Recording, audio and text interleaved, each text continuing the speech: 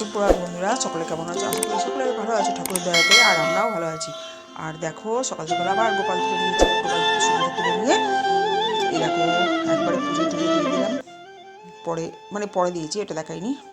এখন গোপাল সোনাকে তুলে নিয়েছি। আর এই দেখো সমস্ত ঘর পরিষ্কার হয়ে গেছে, মাজা ধোয়া হয়ে গেছে, রান্নাবান্না সব কমপ্লিট। আর একটা জায়গায় যাবো, তার জন্য এই দেখো মোছা টোছা হয়ে গেছে। আর এই দেখো বিছানাপত্র পরিষ্কার হয়ে গেছে সমস্ত।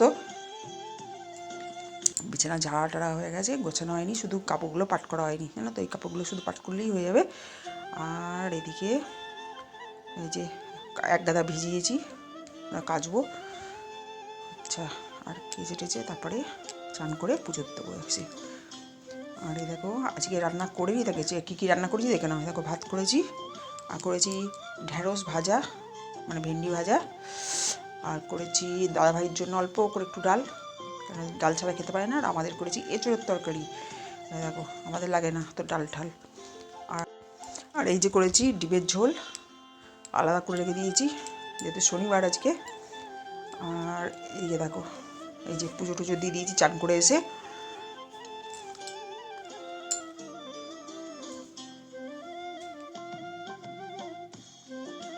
আর এই দেখো পুজো করে এবার টিফিন খেলাম, চিড়ে ভিজিয়ে খেয়ে নিয়েছি। আর একটা জায়গায় যাব, যার জন্য তাড়াহুড়ো করছি।